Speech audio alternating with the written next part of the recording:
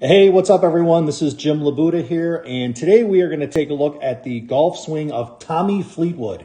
We're going to look at Tommy's swing from the down the line position here because there's definitely a couple things that I want you to be able to copy in Tommy's swing, but I'm going to tell you guys there is definitely one major key that I do not want you to copy in Tommy's swing. There's no reason you should do this. Then make sure you stay till the end of the video to find out exactly what I don't want you to do. So, as we take a look at Tommy's swing here, great setup position. Main thing I want you to copy, as he starts taking the club away, you see we get the club to parallel position here. Really look at how wide those arms are there. Both arms are still fully extended. So what that tells me is as he's taking the golf club away from the ball, he's not using his hands, he's not using his arms, but he's using his upper body and his torso to rotate away.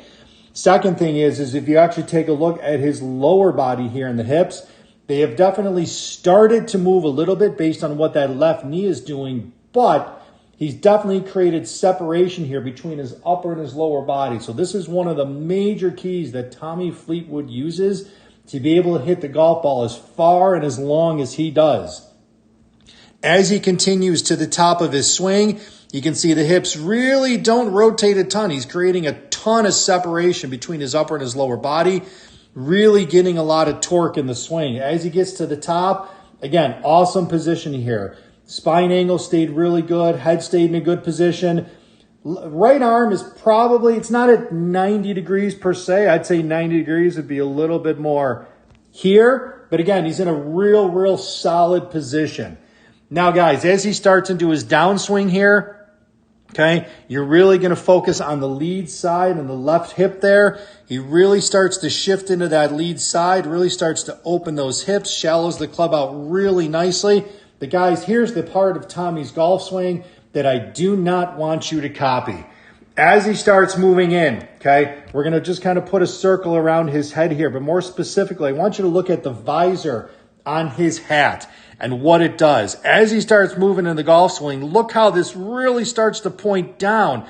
So when he gets into impact, look at how much his head is actually looking straight down at the ground. That visor on the hat is pointed almost vertical up and down now. That's creating a ton of right side bend in here. His cervical spine, the spine at the top part of his neck. I don't know, I'm not aware of any injuries that Tommy Fleetwood has, but this is definitely a position you do not want to copy. Hey, it works for Tommy. Again, I'm not aware of any injuries he has, but this is a position you do not want to be in. But the main thing is look at how long he stays in this position after impact. Ton of right side bend there. That visor on the hat is still pointed straight down, now well past impact. Club is released well past parallel in his follow through. You can see that visor is still pointing straight down.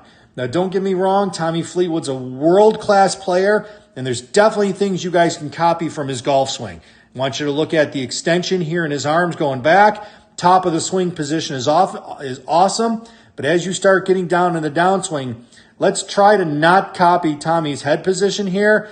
We don't want to have any injuries in the golf swing, but again, this is a position, and specifically this head position, that I would not want you guys to copy.